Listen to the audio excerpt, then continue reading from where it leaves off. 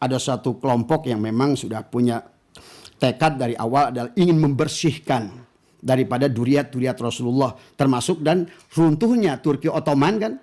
Disitulah sesungguhnya Turki Ottoman turun, maka disitulah Arab Saudi adalah naik ke atas, dibantu oleh siapa? Inggris kan. Nah itulah persoalan yang dimulai.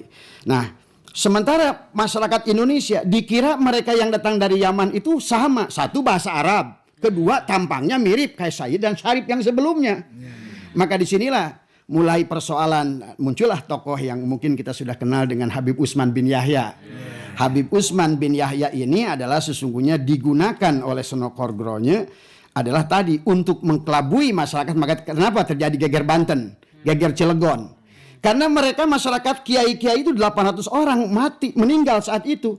Karena masih percaya bahwa Habib Utsman bin Yahya itu adalah Sayyid dan Syarif yang dulu berjuang bersama Pangeran Diponegoro. Maka mereka keluar.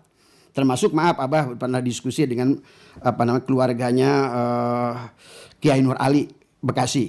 Karena beliau pun adalah termasuk dulu ada geger Bekasi dipimpin oleh Kiai Nur Ali tadi semua.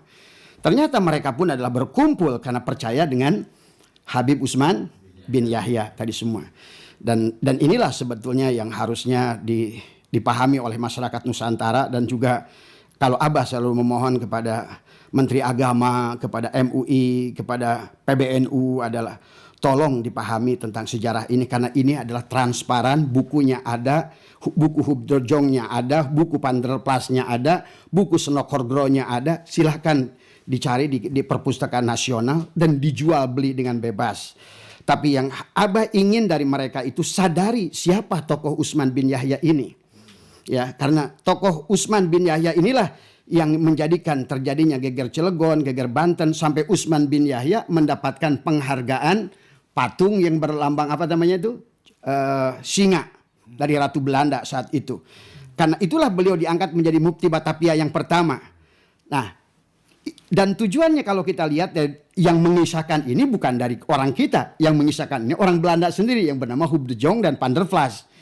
Bahwa tujuan daripada mereka itu adalah sebenarnya adalah kembali supaya masyarakat Indonesia percaya kembali dengan Belanda, kemudian ulama-ulama Nusantara percaya lagi dengan Belanda, maka tapi tanpa disadari oleh mereka, Habib Utsman bin Yahya itu menulis buku adalah Manhajul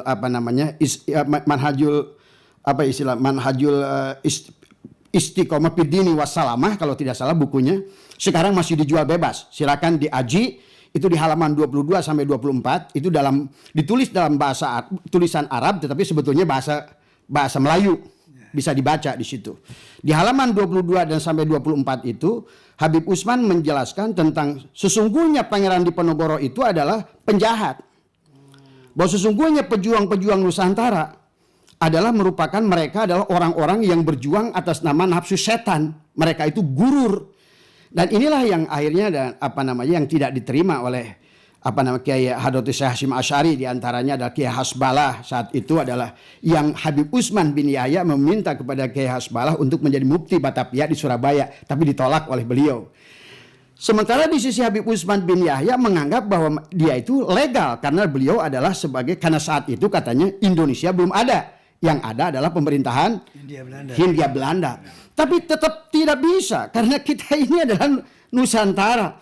Maka perjuangan Pangeran Diponegoro, Pangeran Tengku Umar, Tengku Cekditiro, Cut Nyiadin, Panglima Polim, termasuk juga adalah mereka disebutkan adalah perjuangannya adalah gurur, dituliskan di dalam buku itu, Bang Haji. Sehingga disitulah Belanda seolah-olah punya otoritas untuk menghabisi mereka-mereka itu yang berjuang atas nama Perang Padri, atas nama Pangeran Diponegoro dan lain sebagainya. Dan sekarang maaf ya, yang sekarang di Jakarta Habib Ali Kuitang. Sekarang kan sudah ada faktanya bahwa beliau di dalam fotonya ada 2 lencana penghargaan dari Belanda. Itu sudah tersebar sekarang. Bahkan sebenarnya sedemikian luar biasa adalah perseteruan persekongkolan Belanda dan mereka itu adalah, maka sebetulnya Bang Haji tahun 1720 itu pernah diungkapkan oleh Sunan Giri. Sunan Giri pernah menyampaikan hati-hati ada kong kali kong antara neofeudalisme dengan kolonial Belanda. Ini sudah pernah disampaikan, bahkan dulu saya pernah lihat disampaikan oleh Gus Fuad Pleret tentang masalah ini. Dan beliau bilang bahwa hati-hati ada neo-feodalisme.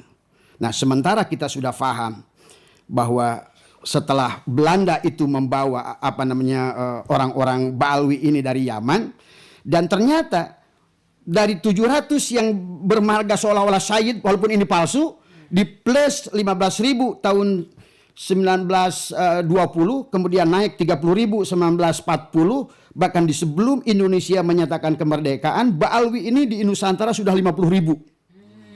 Dan semuanya dalam buku itu mengatakan mereka meminta disayyidkan kepada Senokhorgronya tadi semua. Jadi kita bisa dibayangkan kan tadi semua. Bahkan maaf Bang Haji, di buku itu dikisahkan bagaimana antara Senokhorgronya sendiri sebetulnya pernah menyatakan menyesal membawa orang Baalwi ini. Karena mereka itu kasar, mereka itu rentenir. Itu di bukunya Bang Haji. Kalau Bang Haji ada nanti bukunya Abah bisa berikan. Ada di bukunya, di state itu semua. Dan disitulah mereka jadikan alasan kenapa Senokhorgronya itu mengundang adalah seorang tokoh dari Sudan yang bernama Syekh Ahmad Sukarti, yang akhirnya Syekh Ahmad Sukarti itulah yang mendirikan Al-Irsyad tadi semua. Itu dari segi sejarah tadi semua.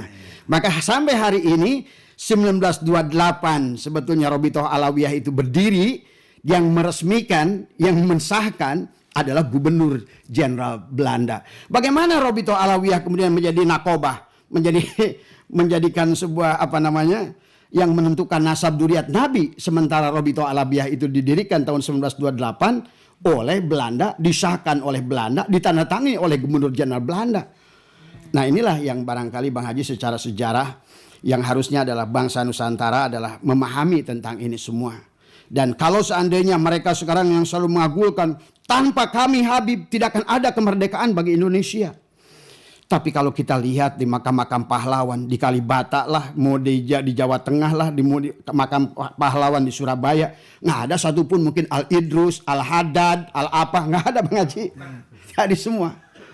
Iya, nggak ada. Kalau memang mereka pejuang harusnya di Kalibata ada Al-Haddad, Al-Idrus, atau apapun siapapun namanya. Dan sekarang kalau menurut Abah bukan hanya mereka satu nasab saja yang dirusak oleh mereka, apalagi membawa nama junjungan agung baginda Nabi Muhammad SAW. Karena kebetulan Abah ini ada teman Bang Haji, dia itu seorang pendeta, ya, dan dia mengatakan adalah bahwa pernah menghina saya, ya, seorang pendeta itu, walaupun bercanda teman itu, saya nggak aneh katanya dengan orang Islam, gitu. Lihat saja katanya turunannya itu. Saya nggak percaya dengan Muhammad, kata dia. Karena saya melihat bagaimana tuh lihat mereka-mereka yang mengaku katanya duriat itu. Tadi semua. Itu kan sudah menyedihkan kepada kita. Menyakitkan kepada kita. Merusak nama Rasulullah. Bahkan maaf kalau Bang Haji lihat dari statistik ya Bang Haji. Lihat berapa Islam tahun 78 sampai 80 sampai 90. Berapa persen Islam. Sekarang kenapa Islam kita ini sampai turun ke bawah. Abah punya pengalaman Bang Haji, pernah pergi ke Singapura. Dulu Abah berjenggot karena selalu ngikutin Bang Haji. Karena sekarang Bang Haji dipotong, saya bilang Abah pun dipotong. Tadi semua. Itu saya tuh pernah itu masuk ke jalur merah. Dan ditanya Bang Haji, are you EVI? Apakah kamu EPI? Oh no, saya bilang, I'm NU. Gitu kan tadi. Akhirnya dia cerita gitu kan tadi. Semua setelah saya masuk dibuka baju saya semua. Kamu EPI ya? Gitu kan tadi. Saya bilang akhirnya ngobrol Bang Haji. Akhirnya mereka bilang, sekarang saya mengerti katanya what is the meaning of Allahu Akbar. I know what is the meaning katanya takbir kata dia bilang. Saya bilang what is the meaning of Allahu Akbar. Dia bilang dorong pagar, lempar mobil. Allahu Akbar. Dan itulah betapa Islam Nusantara dipraming menjadikan Islam yang kotor, Islam yang keras, Islam yang teroris. Maaf, ini adalah akibat dari segelintir orang-orang Baalwi yang sesungguhnya yang mengaku duriat Rasul, tapi mereka secara pribadi tidak mencerminkan akhlak Rasulullah Sallallahu Alaihi Wasallam. Itu Bang Haji barangkali. Baik, Masya Allah. Iya. Jadi pemirsa, memang sejarah ini mereka unggul dalam memutarbalikan sejarah. Ya. Boleh minum aja. Memang. Ya. Ada manuskrip sekarang ini sudah ada di internet. Betul. Berapapun mereka berusaha membulak-balikan sejarah, tidak akan bisa merubah yang sebenarnya.